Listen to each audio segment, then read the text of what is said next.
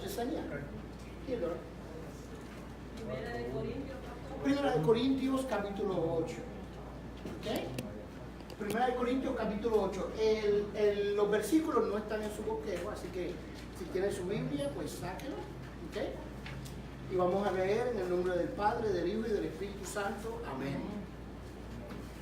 En cuanto a los sacrificados a los ídolos, sabemos que todos tenemos conocimiento.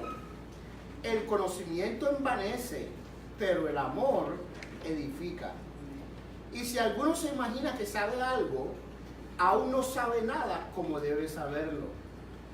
Pero si alguno ama a Dios, es conocido por él.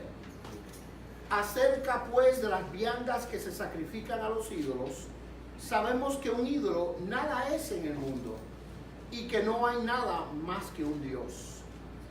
Pues aunque haya algunos que se llamen dioses, sea en el cielo o en la tierra, como hay muchos dioses y muchos señores, para nosotros, sin embargo, solo hay un Dios, el Padre, del cual proceden todas las cosas, y nosotros somos para Él, y un Señor, Jesucristo, por medio del cual son todas las cosas, y nosotros por medio de Él.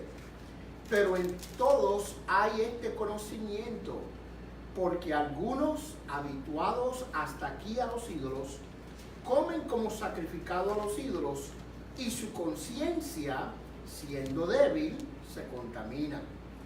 Si bien la vianda no nos hace más aceptos ante Dios, pues ni porque comamos seremos más, ni porque no comamos seremos menos. Pero mirad que esta libertad vuestra no venga a ser tropezadero para los débiles, porque si alguno te ve a ti, que tienes conocimiento, sentado a la mesa en un lugar de ídolos, la conciencia de aquel que es débil no será estimulada a comer de lo sacrificado a los ídolos. Y por el conocimiento tuyo se perderá el hermano débil por quien Cristo murió. De esta manera, pues, pecando contra los hermanos e hiriendo su débil conciencia, contra Cristo pecáis. Por lo cual, si la comida le es a mi hermano ocasión de caer, no comeré carne jamás para no poner tropiezo a mi hermano. Estos versículos como que le dan un poquito de hambre, ¿verdad? Esto de carne, de comida, ¿verdad que sí? Pero esta porción no se trata de la comida, aunque la comida es el asunto. ¿Ok? No se trata de comida, aunque la comida, en este caso, es el asunto. Ahora, vamos a establecer la siguiente premisa porque es importante. ¿Cuál es la mayor virtud? ¿Ah? El amor. El amor es la mayor virtud. ¿Verdad que sí? Dice Primera de Corintios, por cuanto permanece la fe, la esperanza y el amor, pero el mayor de estos es ¿cuál? El amor. De manera, amados hermanos, que cuando Pablo abarca el tópico en este capítulo 8, está levantando el amor por sobre cualquier otra virtud. ¿Ok? Por cualquier otra virtud. Ahora, cuando Pablo dice en cuanto a los sacrificados a los ídolos, tal parece que Pablo poco a poco en Primera de Corintios está tachando de una lista de asuntos que tenía que tratar. ¿Ok?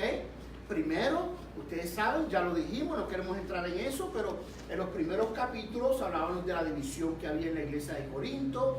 Luego en el capítulo 5 hablábamos del pecado inmoral que había dentro de la iglesia, que la iglesia no había atendido. De manera que poco a poco Pablo va tachando de su lista los asuntos que él está tratando con esta iglesia. ¿Por qué razón? Solo recuerde esto. Primera de Corintios es una carta de Pablo contestando algunos problemas que habían dentro de la iglesia a la cual habían llamado su atención.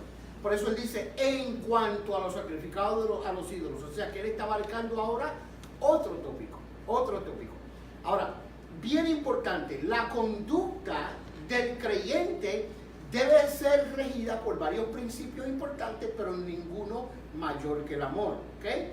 Ahora, es por eso que en este capítulo Pablo presenta el argumento de que el amor genuino hacia los hermanos es superior al mérito que debe de tener el conocimiento. El amor es mayor que el conocimiento. Ahora, estamos hablando aquí, ¿verdad que sí? Nosotros somos, si usted, ¿verdad?, se ha dado cuenta, bien aferrados a tener un conocimiento concreto de la Sagrada Escritura. Estamos claros, ¿verdad que sí? Este siempre ha sido nuestro énfasis como iglesia. Pero, ¿con qué propósito? ¿Para qué? Pregunto yo. Nosotros queremos obtener conocimiento. A ver, ¿por qué razones nosotros queremos tener conocimiento? Para estar bien equipados para llevar a cabo el mensaje. Para equipararnos y capacitarnos para poder nosotros esparcir el mensaje del Evangelio, ¿sí? Eso es un punto sumamente importante. Pero ¿para qué otra razón nosotros queremos conocimiento? Creo que un discípulo, para ser discípulos, uno tiene que tener un conocimiento, no nomás el internar, pero por adentro, que es lo que quiere Dios, que resalta de nuestro corazón para afuera. Muy bien, el conocimiento desarrolla el discipulado, ¿cierto? Discipulado, hermana Anduanel, ¿se va a decir algo? Sí, para el conocimiento por discipulado y también para sabiduría. Y para obtener sabiduría, en conocimiento. la vida o enfrentar la vida. Claro, para saber cómo vivir. Cómo vivir. Muy bien, muy bien. De manera que es importante el conocimiento, porque primero que nada, el conocimiento nos capacita para ser buenos ministros. Uno, nos capacita, amados hermanos, para nosotros vivir correctamente. Y conoceréis la verdad, ¿verdad que sí? El conocimiento nos ayuda a vivir correctamente. El conocimiento nos ayuda en nuestra relación con Dios. Pero el conocimiento, cuando es puesto en práctica, no solo somos nosotros los beneficiados, sino las personas alrededor nuestras son beneficiadas. ¿Correcto? Porque para eso nosotros queremos conocer más a Dios. Y esto es sumamente importante. ¿Por qué razón, amados hermanos? Porque muchas veces el deseo de obtener conocimiento dentro del ámbito de la palabra de Dios, muchas veces es un sentimiento o un propósito egocéntrico. Yo quiero tener mucho conocimiento para saber mucho, pero ¿para qué? ¿Verdad? Es como el que quiere poder del Espíritu Santo para tener poder, pero ¿para qué? Y noten esto, que cuando Cristo prometió y recibiréis poder para cuando haya venido sobre vosotros el Espíritu Santo, ¿para qué era ese poder? Para dárselo a otro, para ser testigos. De manera que el conocimiento que nosotros adquirimos de la palabra de Dios es para también compartirlo en beneficio de los demás. Compartirlo en beneficio de los demás. Y esto es sumamente importante. Ahora, recordemos esto, amados hermanos, que Pablo, cuando recibe esta lista, Pablo tiene en mente ciertos factores que existían dentro de la iglesia. ¿Ok? Ahora, miren esto. Ok. Como que me falta algo ahí. Ok. Cuando domina el amor, el conocimiento se hace, dice ahí, itul, pero debe decir útil. ¿Ok? Cuando domina el amor, el conocimiento es beneficioso. ¿Estamos claros? Cuando nosotros adquirimos conocimiento, pero la virtud predominante es el amor, ese conocimiento entonces bendice a otros. Amén. Hay siempre, amados hermanos, establecimos siempre una diferencia entre lo que es tener conocimiento y tener inteligencia y lo que es tener sabiduría. ¿Ok? Hay conocimiento que bendice a otro, pero hay también inteligencia y conocimiento que puede dañar a otro. ¿Alguien me puede dar un ejemplo de eso? Hay conocimiento, inteligencia que beneficia a una persona, pero también hay conocimiento e inteligencia que puede dañar a otro. ¿Cómo? Cuando surge la arrogancia. Cuando hay arrogancia, sí, como resultado de la arrogancia. Pero ¿en qué momento de la vida, ¿verdad? Cuando nosotros observamos la vida, ¿verdad que sí? A las personas, ¿cuándo es que la inteligencia y el conocimiento puede ser perjudicial para los demás? ¿Cuándo? ¿En qué momento? Cuando no estamos alineados con lo que es la palabra. Cuando no estamos alineados con lo que es la palabra, cuando el conocimiento se aplica para fines egocéntricos, ¿verdad que sí? Necesita una persona que está en un laboratorio fabricando una bomba para cometer un acto terrorista, ¿necesita inteligencia? Sí. Claro que sí. ¿Necesita conocimiento? Sí. Pero ese conocimiento, ¿bendice a alguien? No. ¿Ok? De manera que si este ejemplo, que es un poquito drástico que estoy trayendo, es una realidad en cuanto a nuestro diario vivir, muchas veces aún el conocimiento dentro de la iglesia, en lugar de bendecir a alguien, lo daña. Lo daña. ¿Verdad que sí? Y es una realidad que nosotros tenemos que tener presente. Ahora, el conocimiento no es todo.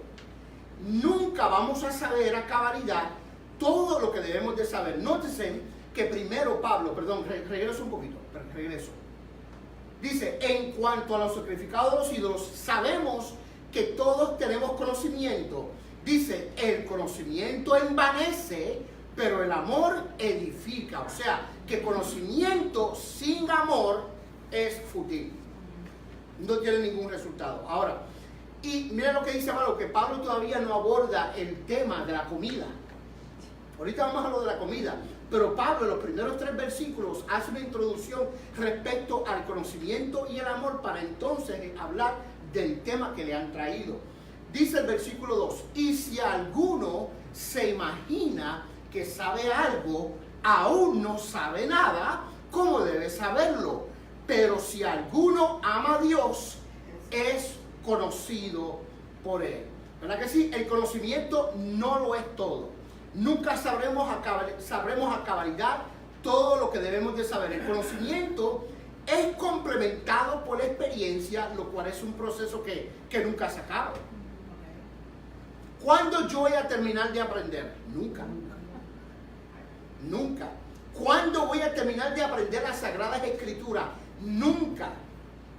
Nunca. ¿Por qué razón? Porque no solo es información que afecta al intelecto, sino que esa información que afecta al intelecto debe de ser corroborada por la experiencia que yo recibo.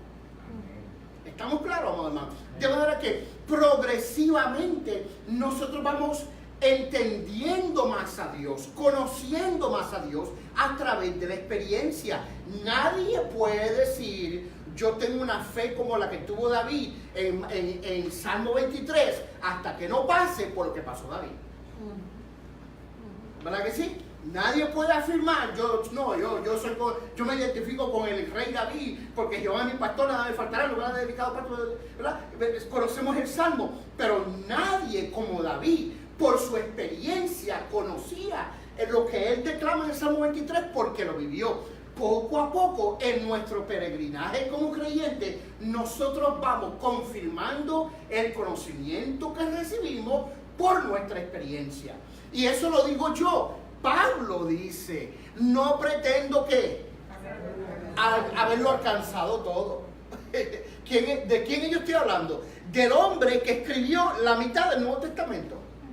No pretendo haberlo alcanzado todo, sino que prosigo al blanco, y él lo pone como una probabilidad para ver si yo logro asir aquello por lo cual yo fui asido por Cristo. En otras palabras, la gracia de Dios tiene una dimensión que está fuera de la capacidad del hombre entenderla a primera instancia, y solo la experiencia nos lleva a conocer más a Dios. Pero la experiencia sin el conocimiento es peligrosa, y el conocimiento sin la experiencia también es peligroso.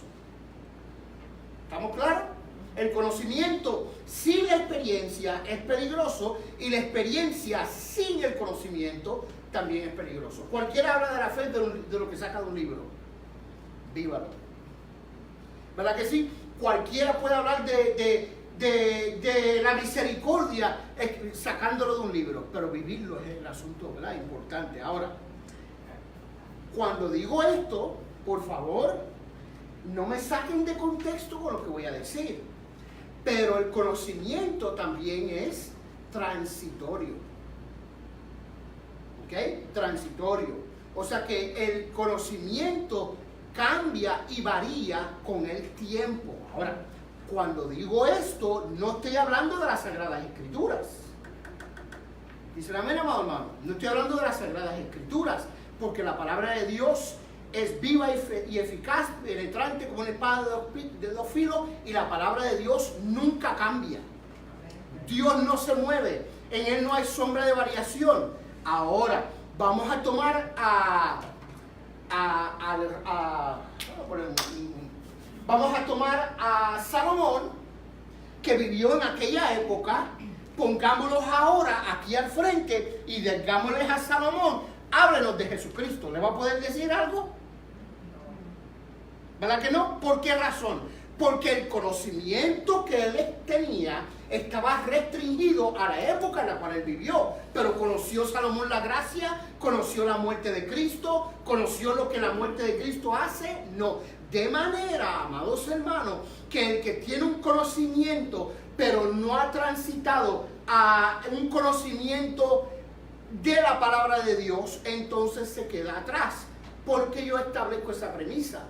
Porque cuando la iglesia de Jesucristo se formó, ¿cuándo fue que la iglesia cristiana se formó? ¿Ah? En Hechos capítulo 2, ¿verdad que sí? ¿Dónde? Después de Pentecostés. El día de Pentecostés se fundó la iglesia, ¿verdad que sí? ¿Cuáles fueron la mayoría de los miembros nuevos de la primera iglesia? Judíos. ¿Tenían ellos el conocimiento que tenían los apóstoles cuando los apóstoles predicaron? No, ellos tenían la cantidad de conocimiento que ellos aprendieron de su religión, basado en ¿qué? En el judaísmo. ¿Necesitaban ellos una transición de conocimiento? ¿Sí o no? Sí. Claro que sí. ¿Causó esto problemas a la iglesia? ¿Sí o no? Sí. Come on. Sí. Claro que causó problemas.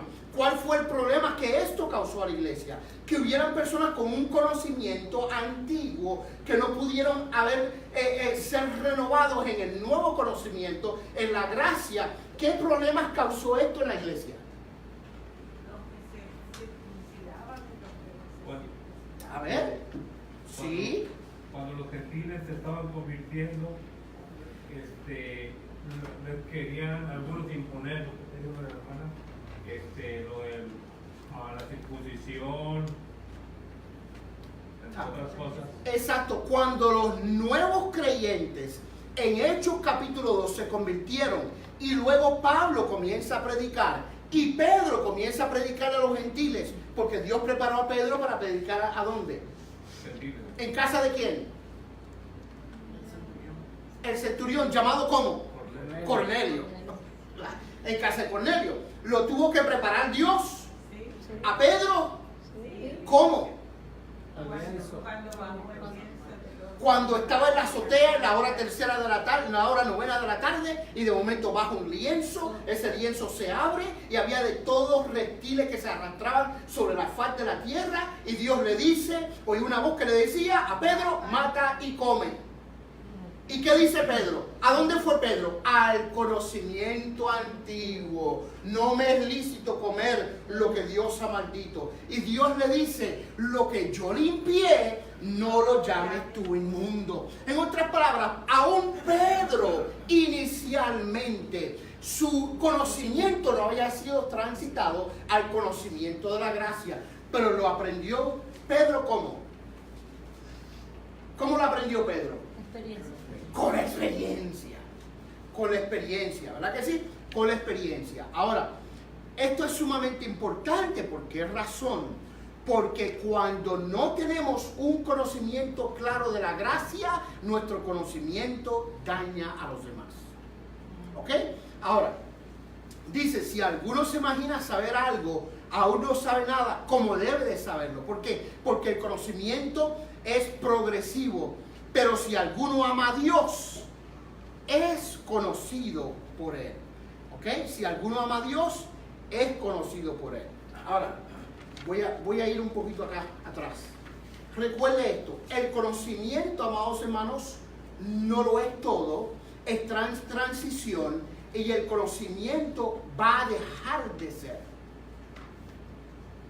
Mírenme bien, alguien búsqueme 1 Corintios 13, 9 al 10.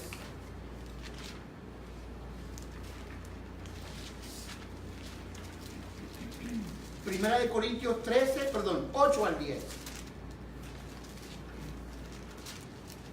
¿Okay? El amor es permanente, pero el conocimiento transita, cambia y se acaba. ¿Ok? Y yo quiero que usted me mire acá un momento. Siempre lo he dicho siempre y lo repetiré. Cuando usted va al cielo, Dios no le va a hacer un examen de teología. ¿Ok? Le va a decir, dime los 3 aspectos, elementos de la salvación. Dios no le va a pedir eso. Y tampoco le va a decir, mencióname los 66 libros de Génesis y Apocalipsis en orden cronológico. Tampoco Dios le va a preguntar eso. Y tampoco te va a preguntar cuántas dispensaciones hay y dame la descripción de cada. Dios no te va a hacer una pregunta de teología. Pero Dios te va a preguntar qué tú has hecho. Y lo que tú has hecho debió de haber sido motivado por el amor. Dicen amén, amado. Lo que tú hagas hecho, a lo cual tú le vas a dar cuenta a Dios, debe de haber sido motivado por el amor. ¿Cuántos adoran a Dios? Amén. Leámoslos. Alguien, por favor. El amor nunca deja de ser, pero las profecías se acabarán, y cesarán las lenguas, y la ciencia acabará. Porque en parte conocemos, y en parte profetizamos.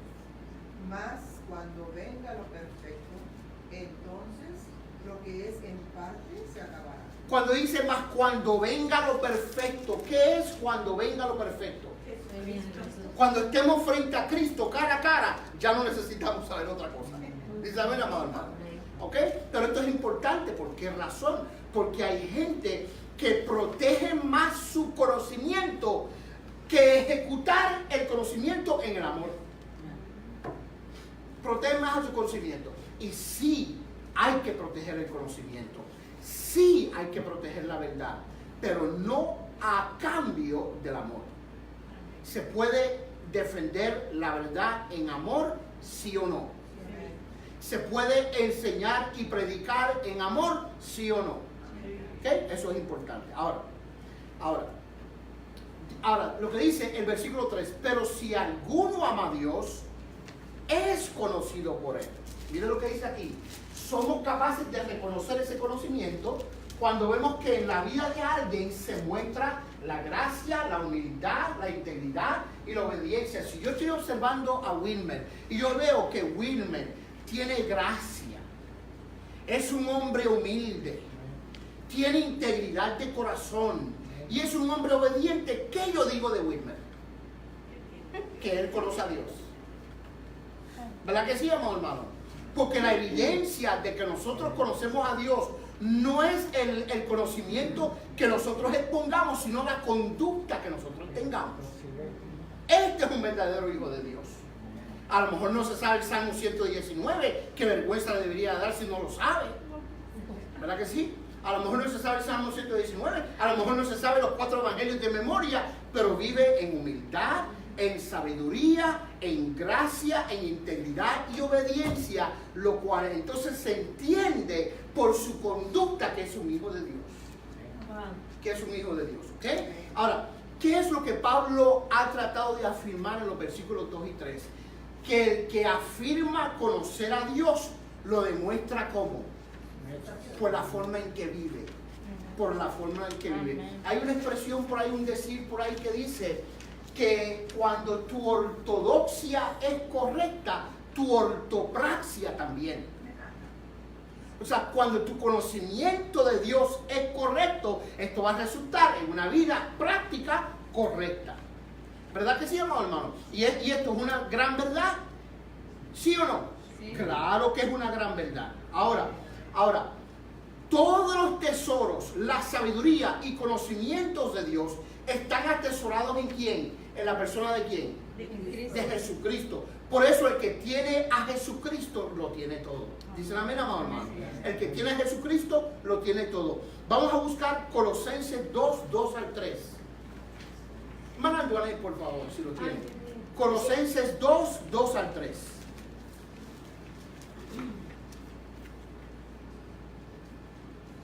Para que sean consolados sus corazones, unidos en amor, hasta alcanzar todas las riquezas del pleno entendimiento, a fin de conocer el ministerio de Dios, el Padre y de Cristo, en quien están escondidos todos los tesoros de la sabiduría y del conocimiento. En Cristo están escondidos todos los tesoros de la sabiduría y del conocimiento. Por eso Cristo dijo, el que me ha visto a mí, ha visto al Padre. ¿Verdad que sí? Me ha visto al Padre. Ahora, interesante esto. Cuando dice, pero si alguno ama a Dios, es conocido por Él. Es conocido por Él. ¿Qué? ¿Por qué razón? ¿Por qué usted ama a Dios? A ver. Que Dios me amó primero. Porque Dios te ganó. ¿Verdad que sí? He beat you to it. ¿Por qué tú amas a Dios? Porque Dios te amó primero, sencillamente. Él te alcanzó primero, Él te llamó primero. Por eso nosotros amamos a Dios, de manera que cuando hemos sido seleccionados, escogidos por Dios, llamados por Dios, amados por Dios, entonces, ¿qué se produce en nosotros si no es el amor de Dios para los demás? ¿Verdad que sí? Primera de Juan 4, 10 y 19. Por favor, alguien que me lo lea. Primera de Juan 4, 10 al 19. Y recuerde que Pablo aquí está entrando, estableciendo una premisa antes de hablar de la comida. Primera de Juan 4, 10 y 19. El que me lo lea me va a leer los dos versículos, el 10 y el 19. En esto consiste el amor, no en que nosotros hayamos amado a Dios, sino en que Él nos amó a nosotros y envió a su Hijo en proposición por nuestros pecados. Y el 19. Nosotros le amamos a Él porque Él nos amó primero. ¿Ok? Nosotros le amamos a Él porque Él nos amó primero. Ahora, vamos a la carne, vamos a la comida. ¿Ok? Que ustedes querían llegar a la comida. Pablo atiende el problema de la comida sacrificada a los ídolos. ¿Por qué razón, amados hermanos, esto era un tópico impactante para la iglesia de Corinto? ¿Por qué esto era tan importante para la iglesia de Corinto? Recordemos el primer concilio de Jerusalén, el primer concilio que tuvo la iglesia, la reunión con todos los oficiales que tuvo la iglesia, ¿dónde? En Hechos capítulo 15. ¿Cuál fue el asunto a tratar en ese concilio? ¿Alguien se acuerda? Que los gentiles se le estaban imponiendo cosas de la ley como la circuncisión. A los gentiles se les había impuesto que siguieran la ley de Moisés y también se circuncidaran como un paso adicional a la muerte de Cristo en la cruz del Calvario. ¿Verdad? Se le estaba imponiendo eso. ¿Por qué razón? Porque la información de los primeros creyentes no había sido transitada a la gracia todavía. ¿Estamos claros, amado hermano? Ahora, se le quería obligar a estos nuevos creyentes a circuncidarse, a seguir la ley de Moisés. Pedro se levanta Pablo y Bernabé, defienden a los gentiles ante las demandas de los creyentes en Jerusalén. Y vamos a ver cuál fue la resolución, porque esta resolución da un poquito de gracia, aunque está en la Biblia. ¿Ok? Los oficiales de Jerusalén, lo voy a poner así de una forma arrogante para que se vea. Los oficiales de Jerusalén acordaron y se pusieron de acuerdo que el Espíritu Santo tenía razón. Ellos decidieron que el Espíritu Santo tenía razón. Mira qué bonito. ¿Verdad que sí? Dice, porque ha parecido bien al Espíritu Santo y a nosotros, como si a mí me importara mucho lo que para ellos le parecía. Pero ellos lo ponen de esta forma arrogante. Me ha parecido bien a mí, a nosotros, al Espíritu Santo y a nosotros no imponeros carga ninguna más que estas cosas necesarias. ¿Ok? O sea que, en otras palabras, sí abrieron el evangelio para los gentiles, sí permitieron que Pablo continuara evangelizando a los gentiles, le dieron entrada a los gentiles al ámbito de la iglesia, pero con algunas reglas. ¿Cuáles eran esas reglas? Versículo 29, que nos abstengáis de los sacrificados a los ídolos, de sangre de ahogado y de fornicación, de las cuales cosas si os guardareis, bien haréis pasarlo bien. Esta fue la resolución del concilio de Jerusalén. Pero me gusta cómo ellos lo ponen. Nos pareció bien al Espíritu Santo y a nosotros. ¿Ok? Pero vamos a tomarlo un poquito. Entonces, la iglesia de Corintio nace. Muchos de los creyentes que eran judíos también crecen junto con los hermanos nuevos de la iglesia de Corinto. Ahora ellos están teniendo un gran dilema. ¿Por qué razón? Porque la práctica común en Corinto, en la sociedad de Corinto, ellos hacer actividades donde hacían sacrificios a sus ídolos, y esos sacrificios se dividían en tres partes.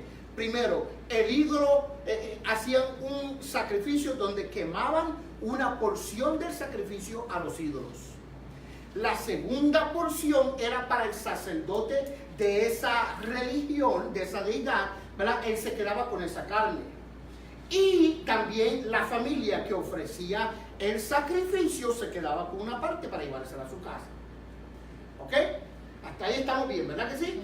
Ahora, se llevaba esta comida a la casa que había sido sacrificada a los ídolos, y luego le decían, voy a poner aquí varios ejemplos: mira, Chris y Jennifer, estuvimos ¿verdad?, presentando a nuestro hijo allá al dios Zeus, y nos sobró una carnita, ¿por qué no vienen y nos acompañan para celebrar esta fiesta?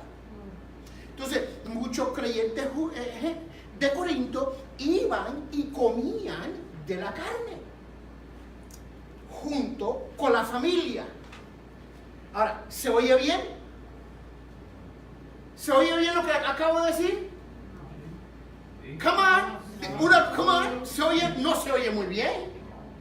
No se oye muy bien. Ahora, no se oye muy bien porque sentimos nosotros que somos partícipes de un sacrilegio prohibido por la ley. ¿Ok? Eso no suena bien. Pues entonces, mírenme bien. ¿Por qué usted entonces puede entrar a un buffet chino, Clavado, Dios. pasar por alto el gordito Clavado, Dios. y visitar 10 veces la mesa de buffet sin problema ninguno? ¿Verdad? Porque suena feo lo que acabo de decir, ¿cierto? No suena muy cómodo. Pero usted va a los chinos, ve al gordito muy alegre así, ya sea de oro, de porcelana, no sé de qué material, con la barriguita por fuera y el pantalón bajadito, ¿verdad que sí? Usted ni lo mira. Usted lo pasa por alto. ¿Por qué razón? Porque la necesidad primordial suya ahora cuando usted entra al chino es ¿qué? Hambre. Pero le voy a decir por qué usted no se molesta. Le voy a decir por qué usted no se molesta. Por la misma razón de que habían creyentes en la iglesia de Corinto que tenían un conocimiento más elevado que los creyentes que nacieron en Corinto, que no tenían otro punto de referencia sino la sociedad donde ellos vivían. Usted sabe que ese Buda no significa nada para usted, ¿cierto? Ahora cuando vaya al chino como que va a estar... Pero usted sabe que ese gordito a usted ni le quita ni le añade, ni lo daña, ni lo enferma, ni le hace nada. ¿Por qué razón?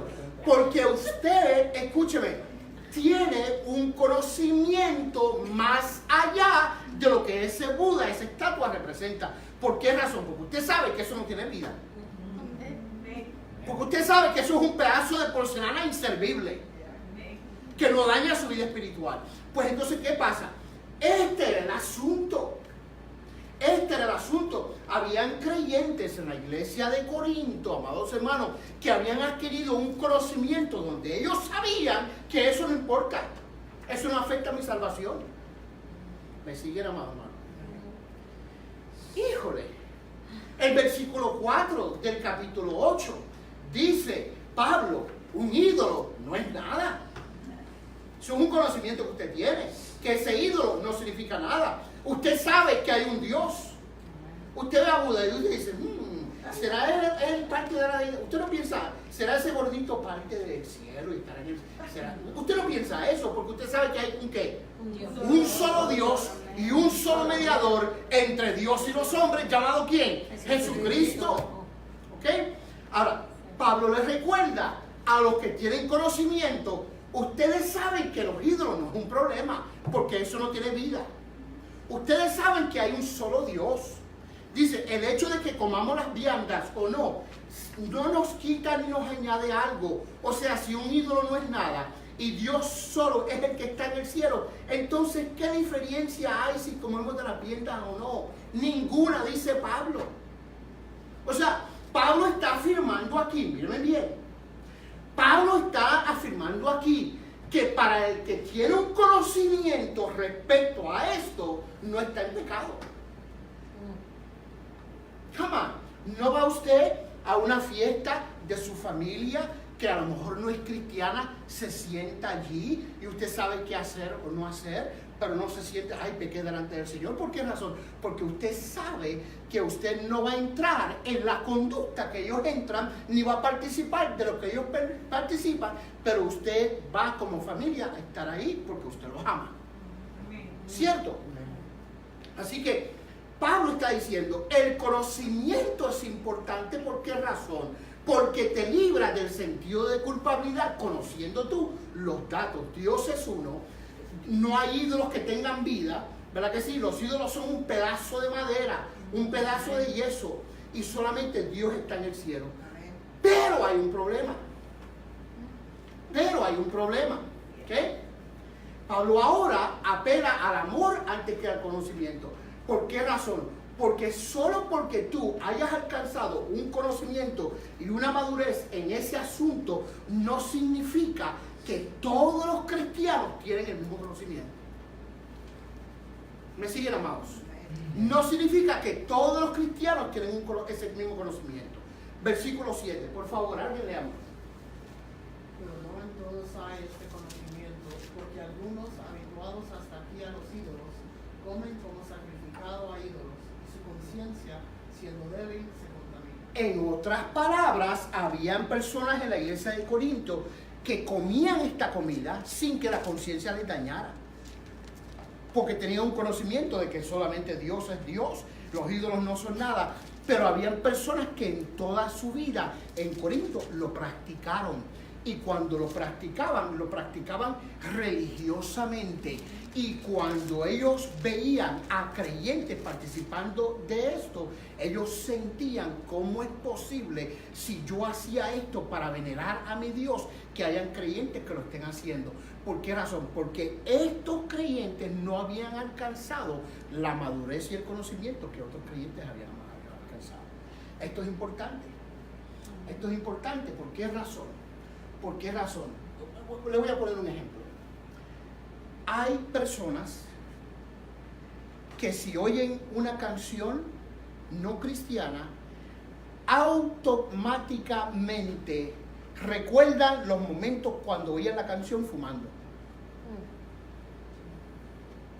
bebiendo. Automáticamente recuerdan, ¿verdad que sí?, el contenido de la canción de una forma que ofende a Dios. Entonces, hay personas que cuando escuchan la canción, eso es lo que viene a su mente. Hay personas que cuando oyen la misma canción, ni piensan en el cigarrillo, ni piensan en la bebida, ni piensan en el adulterio, solo piensan que el estilo de música es un acorde con el país de donde vienen. Ahora, el que mira esta música desde la perspectiva cultural, ¿está pecando? Come on. desde la perspectiva cultural, o sea, música típica de mi pueblo, la guitarra, la mandolina, el guitarrón del charro, la guitarrita del charrito, ¿verdad que sí? Está pensando en su cultura, en su pueblo, en el campo. Pero hay personas que cuando escuchan la misma música, ahora están pensando cuando estaba con la mujer que no era de él, cuando fumaba, cuando se emborrachaba. Sí está pecando. O sea, uno con la música no está pecando, pero otro con la misma música sí están pecando.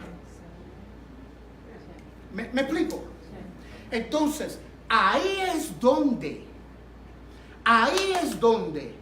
cuando yo considero que algo no es malo, pero entiendo y comprendo que en lo que yo participo puede dañar el corazón de Chris, entonces yo tengo que tomar una decisión respecto al conocimiento que yo afirmo que tengo.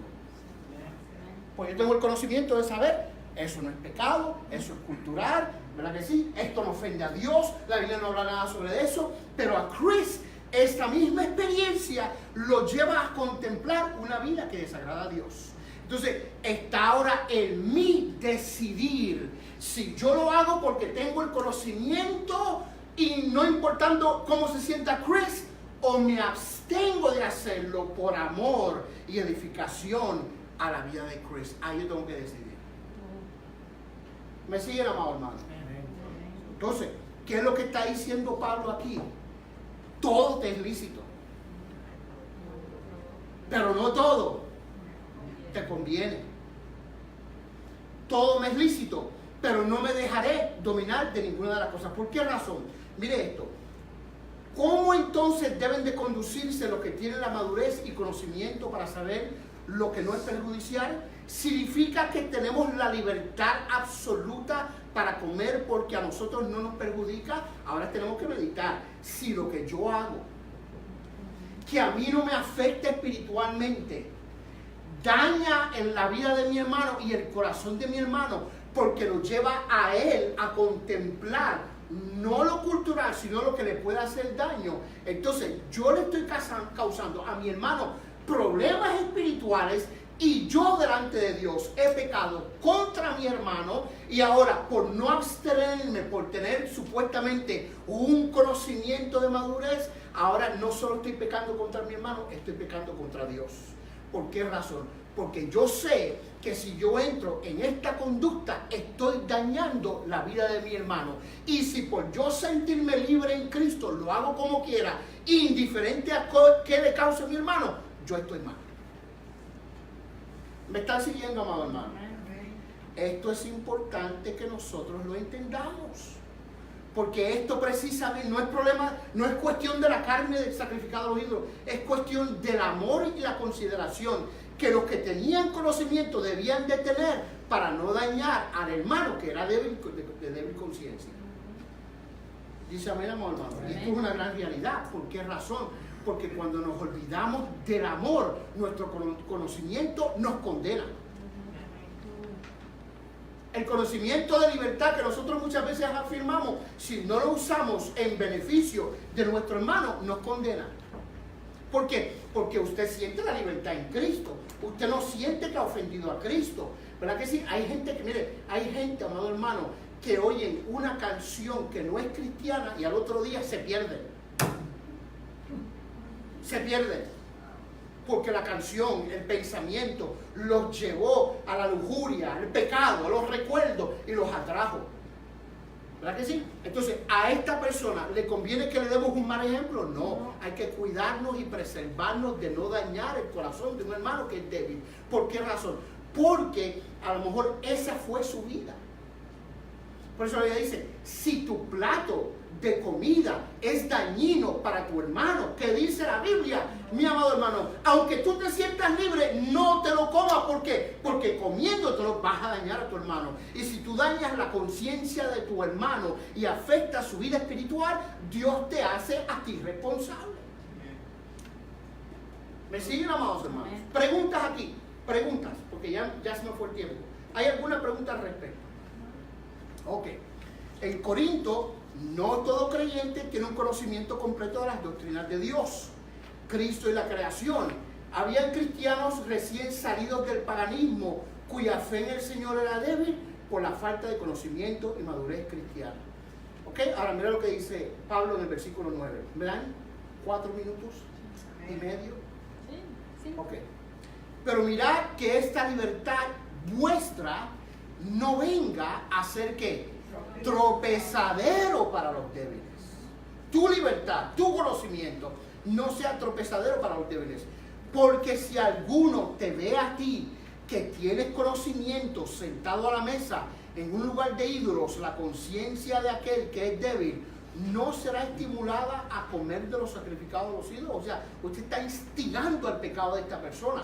¿Por qué? Porque esa persona no ha madurado en esa área. Y por el conocimiento tuyo se perderá el hermano débil por quien Cristo murió. Palabras fuertes de Pablo. ¿Ok? Y por el conocimiento tuyo, o sea, tú te sientes libre, a ti no te afecta, pero el hermano tuyo que es débil se va a perder. ¿Ok? El creyente que es maduro y tiene conocimiento, pero ignora cómo su libertad puede perjudicar al hermano que es débil, entonces obra con conocimiento, pero carece del amor de Dios. Rápido, por favor, Romanos 14:15, pero rápido, por favor. Romanos 14:15.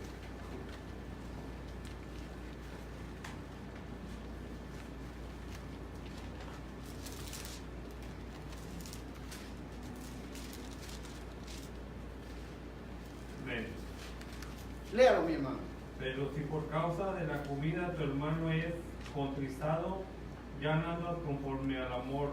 No hagas que por la comida tuya se pierda aquel por quien Cristo murió. Ok, en la versión Reina dice, pues si por causa de la comida tu hermano es contristado, ya no andas tú conforme al amor. No arruines por tu comida aquel por quien Cristo murió. O sea, no busques, no ejerzas la libertad en las áreas donde tu hermano es afectado. No ejerzas la libertad en el área donde tu hermano es afectado. Mi libertad no puede ser un tropiezo para el débil. Cuando el uso de mi libertad daña a mi hermano, no solo pequé contra mi hermano, sino pequé contra Dios. Versículos 12 y 13. Un derecho que un cristiano ejerce en forma legítima no debe jamás convertirse en un obstáculo para otros creyentes. Un derecho que usted tenga, una libertad que usted tenga. Dicen amén, amados hermanos. Y termino con esto. Porque si alguno te ve a ti que tienes conocimiento, sentado a la mesa de ídolos, la conciencia de aquel que es débil no será estimulada a comer de los sacrificados de los ídolos. Pablo no condena al que va a este lugar si la persona sabe que no le perjudica, porque los ídolos no son nada. Pero si el débil lo ve, piensa que no es un problema participar en la ceremonia de los ídolos, lo que el que tiene conocimiento no está haciendo. De manera que entonces el débil va a participar concienzudamente de la ceremonia de la comida y le hicimos pecar. La conducta del fuerte guía al débil, pero lo guía a descarriarse. Ya la conciencia del débil no va a ser redargüida acerca del pecado por participar en la ceremonia. Así que mira, amado hermano, miren esto. Usted tiene que amar a su prójimo más que a usted mismo. Miren bien, tiene que amar a su prójimo más que a usted mismo. ¿Ok? Cuando usted ama a su prójimo más que a usted mismo, usted no tiene problemas en renunciar a una libertad si esa libertad daña a tu prójimo. Porque esta es la actitud que muchas veces hay, no, pues que madure y aprenda. Esa es la actitud que muchas veces tenemos, pues entonces enséñale. No, hay personas que el conocimiento y el entendimiento y la madurez no llega igual. ¿Okay? Usted sabe lo que necesita una persona que toda su vida ha estado en drogas, en alcohol, en pecado. El tiempo que le tarda a esta persona madurar, entender y comprender el Evangelio no es de la noche a la mañana. Es posible, mire, es fácil para mí que fui criado en el Evangelio. Entonces, porque no se levanta si Dios cambia todas las cosas, sí, pero tú no pasaste por lo que Él pasó.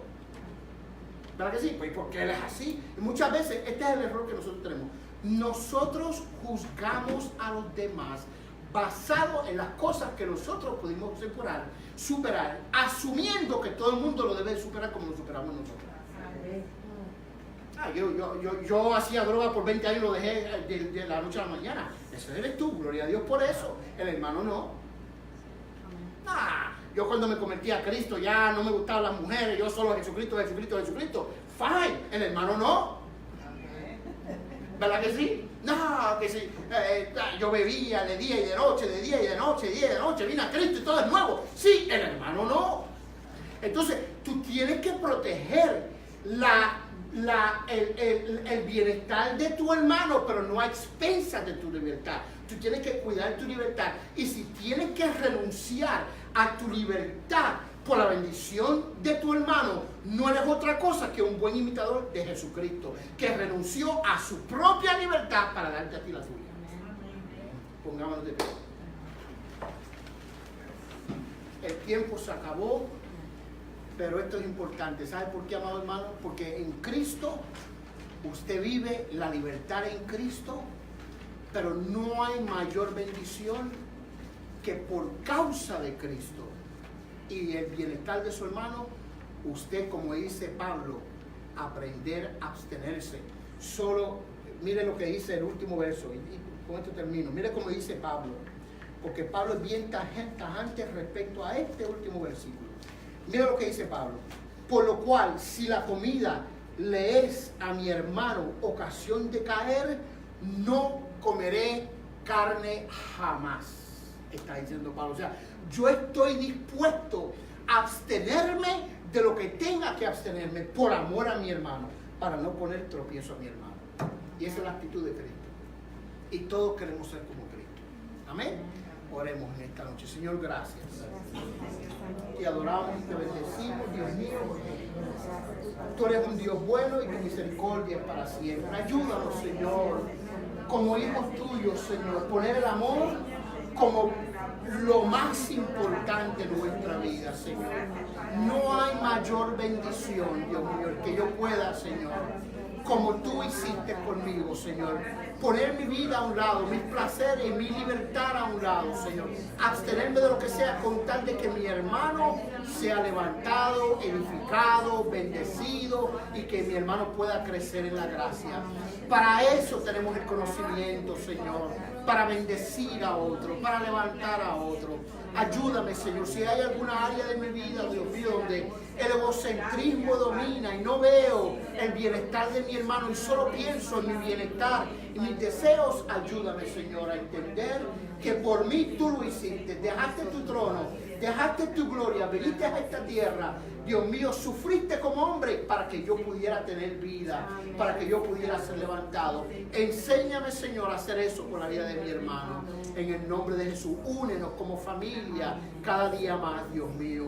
Guárdanos, Dios mío, que el amor sea, Dios mío, la virtud principal en medio nuestro, Señor, porque así glorificamos y exaltamos tu santo y dulce nombre.